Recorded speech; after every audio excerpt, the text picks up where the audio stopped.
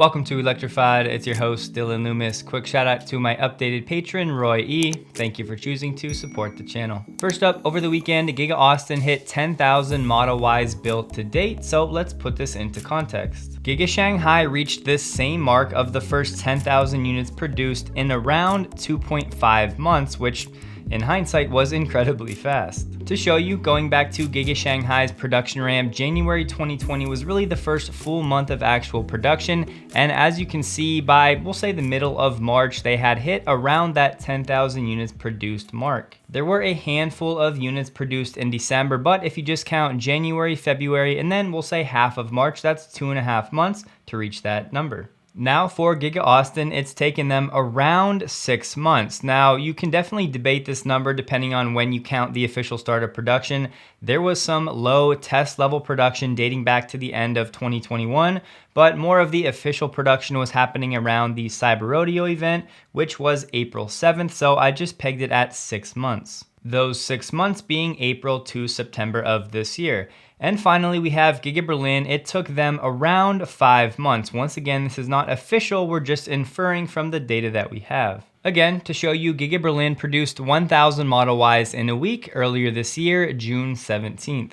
At Giga Berlin, similar to Giga Austin, official production started around March of this year, but there was some unofficial testing happening well before that. But if we just take an average, it was around 5 months for Giga Berlin to hit that 10,000 unit produced figure. So yes, this is a little bit of context. However, you have to remember Giga Austin and to some degree Giga Berlin are very different ramps than Giga Shanghai.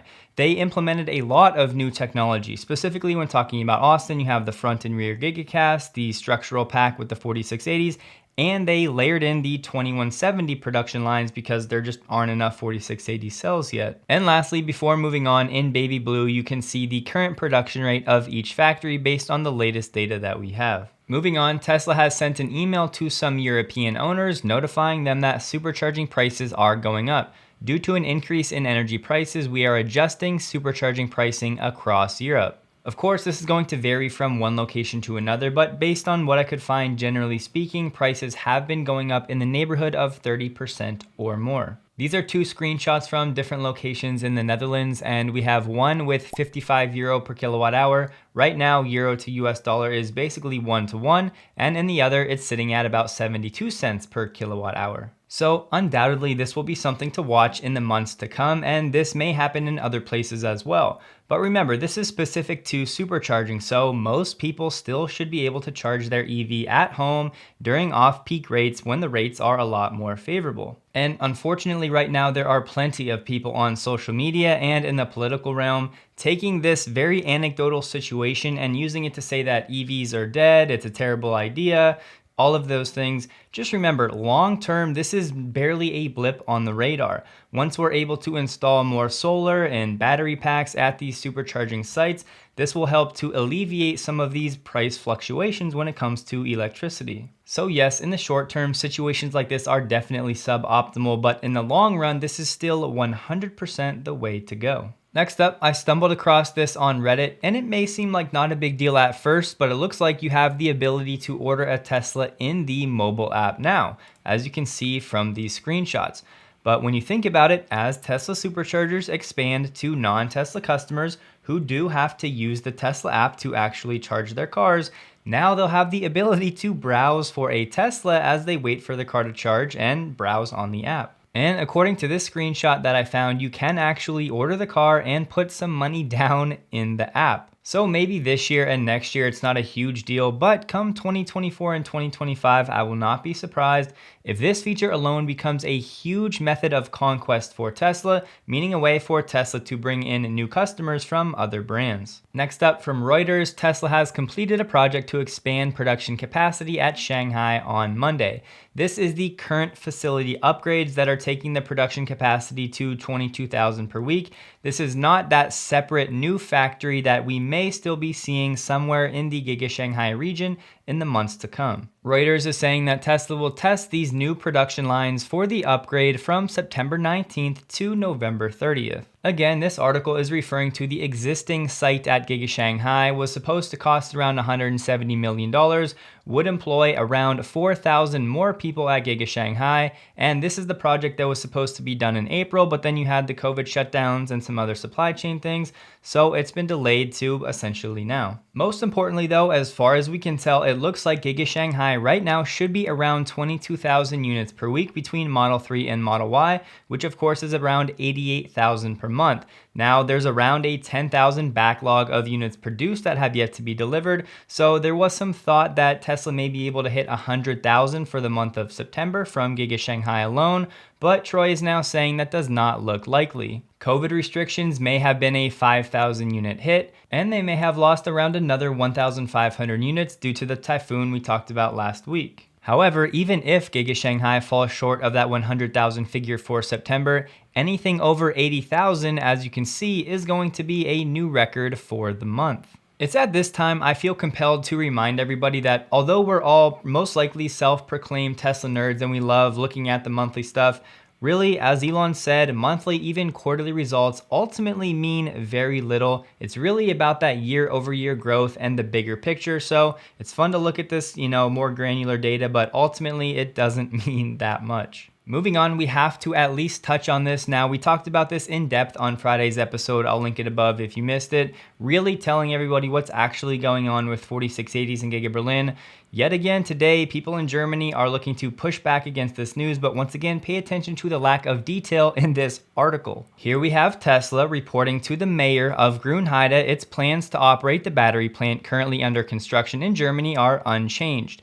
The plant is still being built, according to Mayor Christiani. And that's it. That's all the data they gave about the 4680s being built in Germany. So yes, obviously the factory is still moving forward, producing 4680s like we talked about on Friday, but there are some granular details that are shifting a little bit to prioritize Giga Austin. And so while this report isn't necessarily wrong, just remember that the people high up in Germany obviously are not going to want the press saying that their new star factory, star business for the area that's meant to attract other new businesses to that region is now going to shutter or close its 4680 factory. So very light on detail. They're not wrong, but just keep in mind everybody's incentives here. And if you've been watching the channel for a while, you've probably seen a lot of these German articles have very few detail as far as what's going on, but they also conflict one another more often than I would like to see.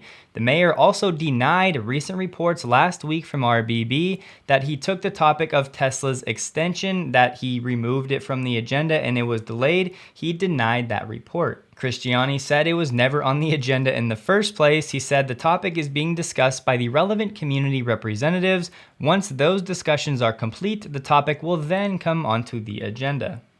Sticking with Berlin, we get a report from Automobile Voca that Tesla wants to double its deliveries to Germany specifically, up from around 40,000 in 2021 to 80,000 this year. A Tesla exec said, "Our goal is to double sales each year, which translates into around 80,000 units in 2022. Again, this report saying in Germany. Now, as far as I can tell, in Germany, I'm only seeing around 25,000 vehicles being delivered so far this year, according to two different sources. We also have Teslarati putting this number at around 24.7 thousand between January and August of this year. Let's be generous and round up to 30,000, divide that by 8 months this year. That's about 3,750 Teslas being delivered to Germany each month so far this year. Now, for the rest of the year, we only have 4 months, and the gap for Tesla to hit that 80,000 unit would be 50,000 units divided by 4 months. That's 12,500 Teslas needing to be delivered every month to Germany for Tesla to hit this figure, roughly a 4x from how they've been operating earlier this year. Is it possible with more exports from Giga Shanghai? Yes, but the ramp at Giga Berlin isn't really increasing like this, at least not yet. All of that to say, if Tesla pulls this off this year, that would be very impressive. Next up, we have a cool feat for Starlink, as it can say it's now active on all continents, including Antarctica. Now, I'm sure many of you are sitting out there saying that's great, but when will it be available where I live? While I can't answer that question for everybody, someone commented, just sad it's not available for 70% of Canada. Elon said it will be later this year when laser links activate on Polar Constellation. Moving on, we got a pretty cool behind the scenes look at how Rivian is set to upgrade its mobile fleet. And wanted to show our mobile service truck and mobile service van. And essentially, what's going on inside of our service center, all of that is being put into a van or into a truck. So we worked really closely with the technicians in the field to figure out what they need. So we put the most commonly used tools up front so they're easy and quick to access. And then as we come inside, we've got all of the rest of the tools that we need to take service to the customer. Even the wheel and tire equipment here for replacing tires in the field. In the back here, we've got a crane that we're able to lift heavy equipment in and out of the vehicle, including that tire machine that's up in the front there. So we can easily reconfigure the vehicle as is needed for the changes in service. We also did some work on ergonomics. So we have this little swing out stand here for the jack. And then some underfloor storage here for some other heavy items that we need commonly on a regular basis. Great. And here we have a mobile service truck, which can go anywhere. Tell us a bit about this. Yeah, so we tried to package a lot of the same equipment into this vehicle as well. So we've got jack and jack stands, along with most of the standard tools that we need for doing common repairs. Awesome. Next up, another thread to keep in mind, especially when it comes to margins in the quarters ahead. Lithium is still setting all-time highs when it comes to spot pricing. Lithium carbonate hit a fresh record of around $71,000 per ton in China on Friday, with prices more than tripling in the past year. And yes, I know you can manipulate charts to make them look like whatever. However, I find these two very interesting. Around Q2 of 2020, when EV sales really took off globally, look at what happened to the corresponding price of lithium. China held a meeting last Thursday to try to figure out how they can better stabilize these prices, basically making sure that lithium producers are not colluding to keep the prices high, higher than they need to be at least. And the government said it's going to take steps needed to encourage exploration and stabilize imports and promote recycling. The world's #2 lithium producer said last week they're predicting a very tight market in the years ahead, and they see slightly higher prices this quarter from the previous 3 months, expecting prices to stay at similar levels in the fourth quarter. All the more reason for Tesla to bring that lithium refinery in Texas online as soon as possible.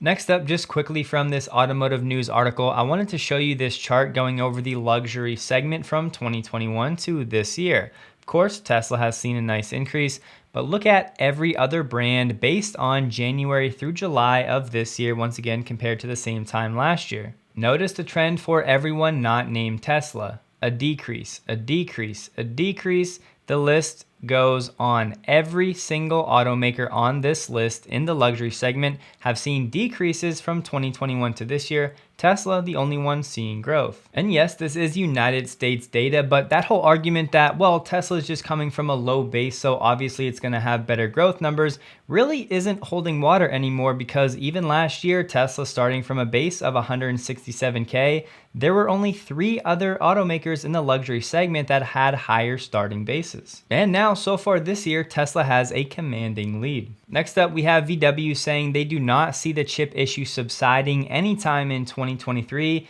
basically saying they're expecting this to be the new normal. A head of procurement at VW said investments for new capacity are now on track, but there will probably still be a structural shortfall in the semiconductors up to and including 2023. It's a structural issue that can't be solved quickly. And he added, what we've seen in the supply chains over the past 2 years, this is the new normal.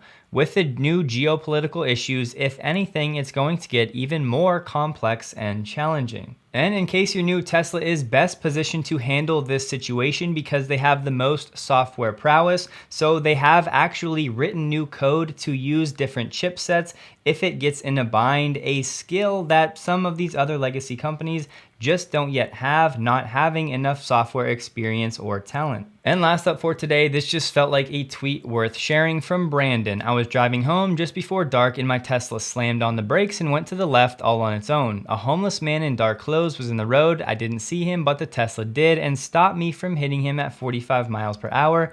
Missed him by inches. So potentially one life saved that never makes it to any data sets.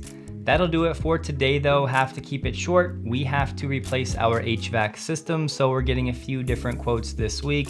The real question is, where is Elon and Tesla with their own Tesla home HVAC with a heat pump? Really wish they were 5 to 10 years ahead on that technology. Hope you guys have a wonderful day. Please like the video if you did, and a huge thank you to all of my Patreon supporters.